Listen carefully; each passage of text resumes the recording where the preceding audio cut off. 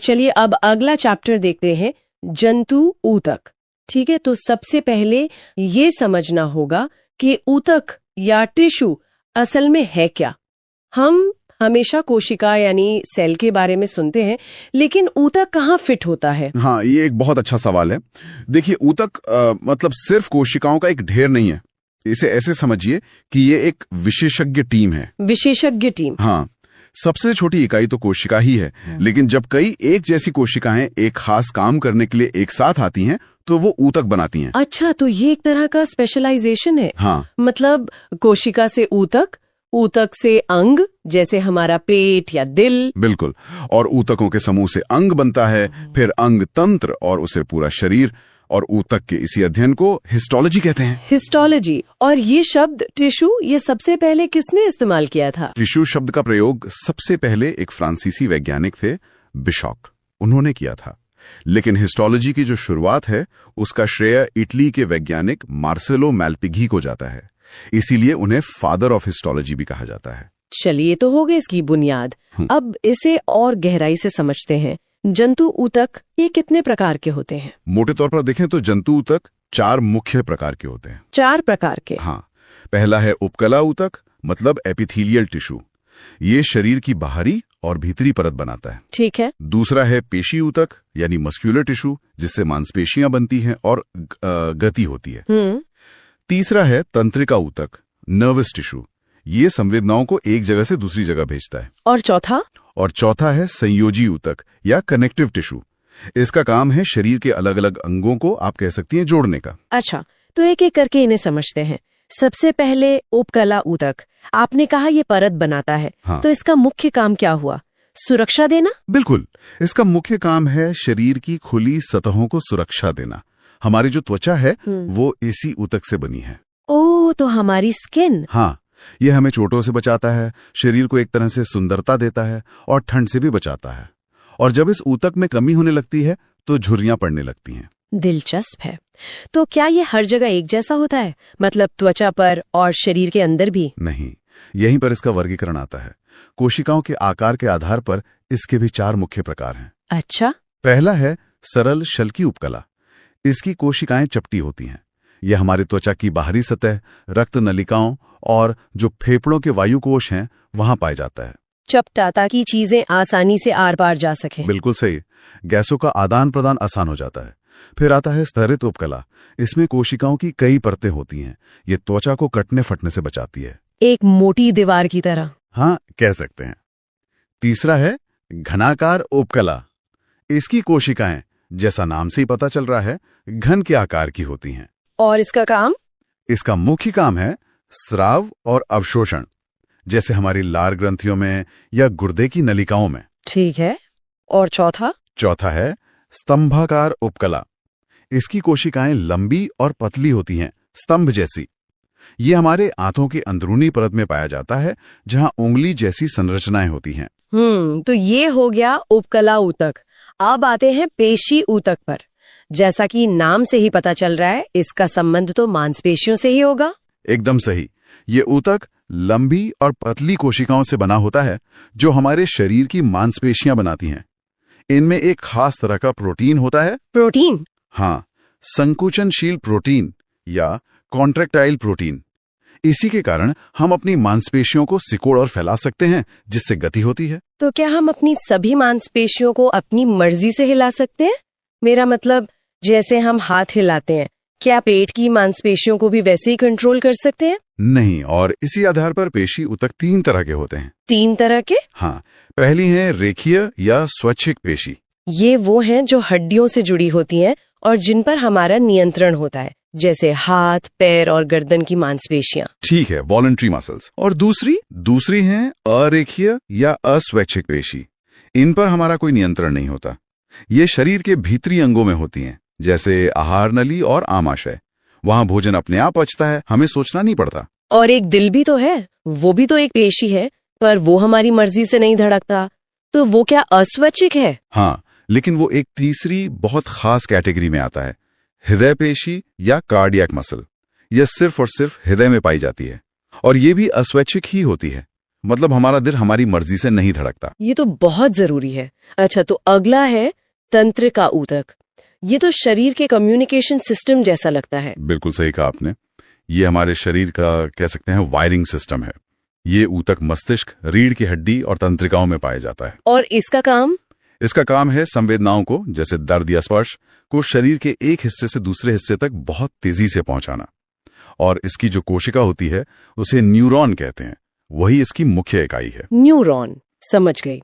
और अब आते हैं आखिरी वाले पर, संयोजी ऊतक, कनेक्टिव टिश्यू। इसका काम क्या है? इसका काम जैसा नाम से पता चल रहा है, शरीर के विभिन्न अंगों को एक दूसरे से जोड़ना है। ये एक तरह का आप कह सकती हैं गोंद है जो शरीर को एक साथ रखता है। गोंद? इसके कुछ उदाहरण देंगे? क्या हड्डियां भी इसी में आती हैं? हाँ, हड्डियां इसका सबसे अच्छा और सबसे ठोस उदाहरण है। अच्छा। इसके अलावा और भी कई उदाहरण हैं, जैसे अस्थि यानी बोन। ये शरीर को सहारा और सुरक्षा देती है। इसकी कोशिका को ऑस्टियोसाइट कहते हैं। ऑस्टियोसाइट, ठीक है। फिर है उपास्थि यानी कार्टिलेज। ये एक नरम हड्डी जैसी होती है जो जोड़ों को चिकना बनाती है। ये हमारे कान और नाक के ऊपरी हिस्से में भी पाई जाती है। अच्छा, जो नरम हिस्सा है। हाँ, और इसकी कोशिका को कॉन्ड्रियोसाइट कहते हैं। ठीक है। एक और कंफ्यूजन जो अक्सर होता है वो है टेंडन और लिगामेंट में। हाँ, ये बहुत जरूरी है। दोनों ही संयोजी ऊतक हैं। देखिए, टेंडन जो है वो मांसपेशियों को हड्डी से जोड़ता है। मांसपेशी से हड्डी? हाँ, और लिगामेंट वो एक हड्डी को दूसरी हड्डी से जोड़ता है। इसे याद रखना आसान है। लिगामेंट हड्डी से हड्डी को जोड़ता है। ये तो बहुत काम की जानकारी है। और कोई उदाहरण है इसका? हाँ, एक और बहुत महत्वपूर्ण उदाहरण है जो शायद सबसे अनोखा है, वो है रक्त। खून? खून एक संयोजी ऊतक है। हाँ, रक्त एकमात्र तरल संयोजी ऊतक है। ये भी तो पूरे शरीर में पोषक तत्वों और ऑक्सीजन को एक अंग से दूसरे अंग तक पहुंचाकर उन्हें जोड़ता ही है। तो चलिए अब अगला चैप्टर देखते हैं, पोषक पदार्थ और विटामिन। जी बिल्कुल, एक बहुत ही जरूरी विषय है ये। अक्सर हम सोचते हैं कि हम दाल चावल या रोटी खा रहे हैं, पर शरीर इसे कैसे समझता है? ये बहुत अच्छा सवाल है। देखिए, शरीर को दाल या चावल से मतलब नहीं है। वो सिर्फ भोजन में मौजूद रासायनिक घटकों को पहचानता है। पोषक पदार्थ यानी न्यूट्रिएंट्स। हाँ बिल्कुल, न्यूट्रिएंट्स। यही वो चीजें हैं जिनसे शरीर को ऊर्जा मिलती है। वो खुद की मरम्मत करता है और बीमारियों से भी लड़ता है। अच्छा, तो समझने के लिए क्या हम इन्हें कुछ ग्रुप्स में बांट सकते हैं? हाँ, आसानी के लिए हम इन्हें 3 टीमों में रख सकते हैं। पहली टीम है एनर्जी देने वालों की, जिसमें कार्बोहाइड्रेट और फैट आते हैं। एनर्जी प्रोवाइडर्स, ठीक है। दूसरी टीम है शरीर बनाने वालों की, मतलब बॉडी बिल्डर्स। इसमें प्रोटीन और पानी है। और तीसरी टीम है प्रोटेक्टर्स की, जो हमें बीमारियों से बचाते हैं, यानी विटामिन्स और मिनरल्स। कार्बोहाइड्रेट्स, ये नाम तो बहुत कॉमन है। जी, इसके नाम में इसका मतलब छुपा है। कार्बो यानी कार्बन और हाइड्रेट मतलब पानी, जिसमें हाइड्रोजन और ऑक्सीजन होते हैं। अच्छा, तो कार्बन, हाइड्रोजन और ऑक्सीजन का एक यौगिक। हाँ, जिनका अनुपात 1:1 होता है। इसका बस एक ही मुख्य काम है, शरीर को फटाफट एनर्जी देना। लगभग 55 से 65% ऊर्जा हमें इसी से मिलती है। और कितनी ऊर्जा? मतलब अगर 1 ग्राम कार्बोहाइड्रेट लिया तो 1 ग्राम से करीब 4.2 किलो कैलोरी ऊर्जा मिलती है। और स्रोत तो आप जानते ही हैं, अनाज, आलू, केला, शहद, ये सब। इनमें मिठास होती है, तो इन्हें शर्करा या शुगर भी कहते हैं, है ना? एकदम सही। पर सभी शुगर एक जैसी नहीं होती हैं।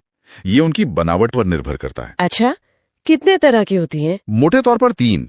सबसे सरल है मोनोसैकेराइड। मोनो मतलब एक यूनिट वाली शुगर। हाँ, ये खाते ही तुरंत खून में मिलकर एनर्जी देती है, जैसे ग्लूकोज। अच्छा, जैसे खिलाड़ियों को देते हैं इंस्टेंट एनर्जी के लिए? बिल्कुल। ग्लूकोज शरीर का ईंधन है।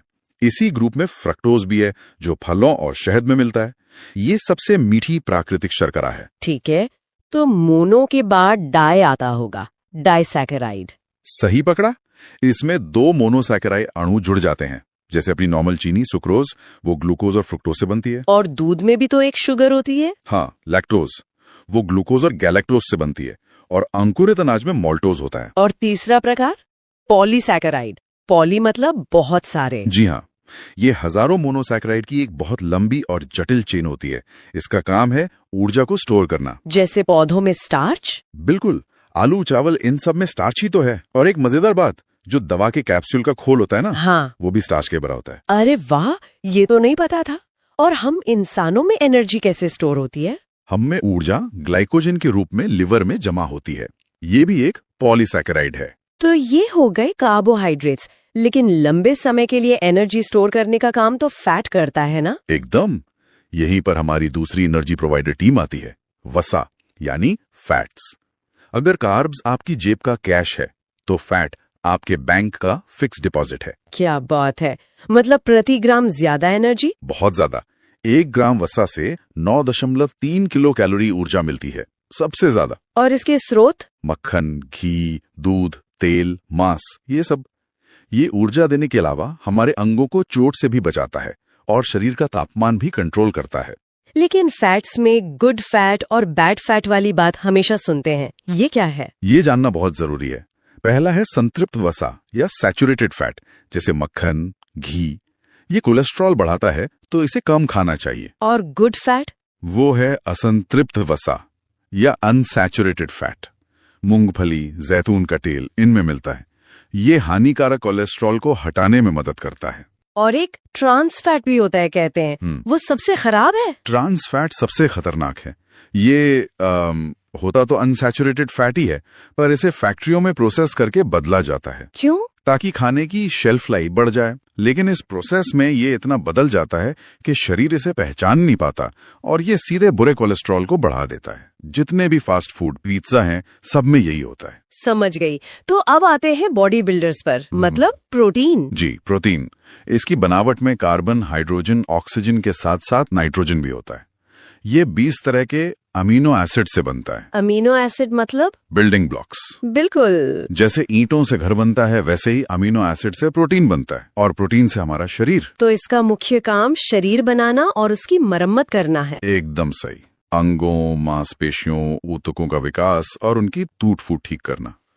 वैसे जरूरत पड़ने पर ये ऊर्जा भी दे सकता है, कार्ब्स के बराबर। और इसके सबसे अच्छे स्रोत कौन से हैं? पौधों में तो सोयाबीन सबसे बेस्ट है। करीब 42% प्रोटीन होता है। फिर दालें, दूध, पनीर, अंडा, मांस, ये सब है। शरीर के अंदर भी तो खास तरह के प्रोटीन होते होंगे। बहुत सारे, जैसे खून में हीमोग्लोबिन जो ऑक्सीजन पहुंचाता है। हाँ। हड्डियों में कोलेजन होता है। कोलेजन, ये तो मैंने सुना है। हाँ, और कोलेजन मानव शरीर में सबसे ज्यादा मात्रा में पाया जाने वाला प्रोटीन है। हमारी मांसपेशियों में एक्टिन और मायोसिन होते हैं। बाल और नाखून भी केराटिन प्रोटीन से बने। वाह। और अगर बच्चों में इसकी कमी हो जाए तो बहुत गंभीर बीमारियां हो सकती हैं। एक है क्वाशियोरकर, जिसमें हाथ पैर सूख जाते हैं और पेट फूल जाता है। और दूसरी है मेरास्मस या सूखा रोग। इसमें शरीर पूरी तरह सूख जाता है। ये तो काफी गंभीर है। अब आते हैं हमारी तीसरी टीम पर, प्रोटेक्टर्स यानी मिनरल्स और विटामिन्स। जी। पहले खनिज यानी मिनरल्स की बात करते हैं। इनकी बहुत कम मात्रा में जरूरत होती है, पर इनके बिना काम नहीं चलता। जैसे कैल्शियम। हाँ, कैल्शियम हड्डियों और दांतों के लिए जरूरी है। कमी से ऑस्टियोपोरोसिस हो जाता है। और आयरन की कमी से तो एनीमिया होता है। सही कहा। आयरन हीमोग्लोबिन का मुख्य हिस्सा है। इसके लिए पालक, हरी सब्जियां खानी चाहिए। इसी तरह आयोडीन थायराइड ग्रंथि के लिए जरूरी है, जिसकी कमी से घेंघा रोग होता है। ठीक है। अब आते हैं सबसे दिलचस्प हिस्से पर, विटामिन्स। ये ऊर्जा तो देते नहीं, फिर इतने जरूरी क्यों है? आपने सही कहा, ये ऊर्जा नहीं देते।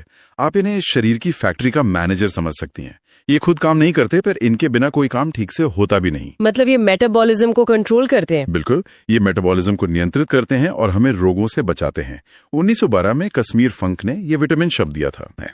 विटामिन बी और सी पानी में घुलनशील हैं, मतलब ये शरीर में जमा नहीं होते और एक्स्ट्रा होने पर बाहर निकल जाते हैं। तो इन्हें हमें रोज लेना पड़ता होगा? हाँ, रोज इनकी जरूरत होती है। जबकि विटामिन ए, डी, ई और के वसा में घुलनशील हैं। ये हमारे फैटी टिश्यू में जमा हो जाते हैं। चलिए कुछ जरूरी विटामिन को जल्दी से देख लेते हैं। Vitamin A. विटामिन ए यानी रेटिनॉल, ये आंखों के लिए बेहद जरूरी है। कमी से रतौंधी या नाइट ब्लाइंडनेस हो जाती है। गाजर, सुनहरा चावल, आम इसके अच्छे स्रोत हैं। अगला विटामिन सी, इसे घाव भरने वाला विटामिन भी कहते हैं। हाँ, एस्कॉर्बिक एसिड, ये कोलेजन बनाने में मदद करता है, जो त्वचा के लिए जरूरी है। इसलिए ये घाव जल्दी भरता है। इसकी कमी से स्कर्वी रोग होता है। और ये खट्टे फलों में मिलता है, जैसे आंवला, नींबू। बिल्कुल, आंवला इसका सबसे अच्छा स्रोत है। और विटामिन डी यानी सनशाइन विटामिन। जी, कैल्सिफेरॉल हमारी त्वचा इसे सूरज की रोशनी में बनाती है। ये शरीर में कैल्शियम को सोखने में मदद करता है। इसकी कमी से तो बच्चों में रिकेट्स होता है ना? हाँ, बच्चों में रिकेट्स, जिसमें हड्डियां मुड़ जाती हैं, और बड़ों में ऑस्टियोमलेशिया। अब बात करते हैं विटामिन ई की। इसे ब्यूटी विटामिन भी कहते हैं। सही है। विटामिन ई या टोकोफेरॉल एक एंटीऑक्सीडेंट है जो त्वचा को स्वस्थ रखता है। ये जनन क्षमता के लिए भी जरूरी है। इसकी कमी से महिलाओं में बांझपन और पुरुषों में नपुंसकता की समस्या हो सकती है। और आखिरी विटामिन के यानी फिलोक्विनोन। इसका सबसे बड़ा काम है खून का थक्का बनाना। अगर इसकी कमी हो तो चोट लगने पर खून बहना बंद नहीं होगा। ये तो हुए फैट में घुलनशील।